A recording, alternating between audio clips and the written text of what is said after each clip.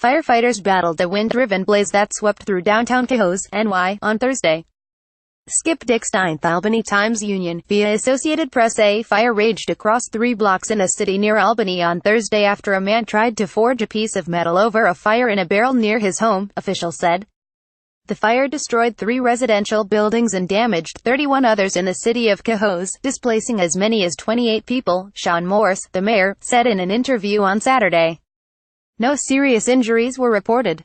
John Gomes, 51, the resident who is accused of starting the blaze near his home, was apparently inspired by Forged in Fire, a television series on history formerly known as the History Channel, in which bladesmiths compete to create swords and other edged weapons. He was trying to bend metal and make a hammer or something, Mr.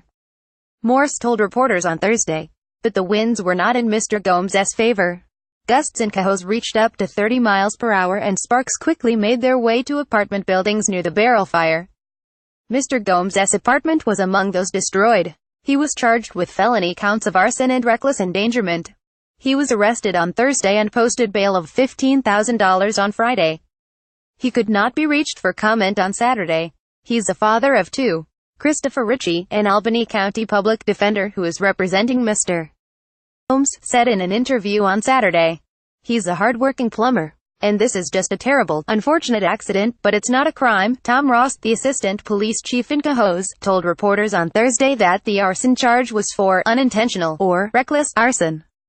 He said Mr. Gomes had been interviewed by detectives and made statements that implicated himself. The cost to repair the damage is still being assessed, Mr.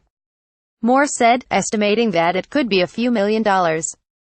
Cohoes, a city of about 20,000 people about 9 miles north of Albany, had attracted commitments to invest in the revitalization of its downtown, Mr.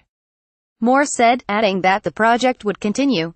The city, a former mill town, has seen several catastrophic fires. One blaze in 1988, on Remsen Street, the same street as the fire on Thursday, destroyed 9 buildings. In 1863, the New York Times reported that several women were killed in the city when a mill they were working in burst into flames. The fire on Thursday spanned 3 blocks, making it the largest that Mr.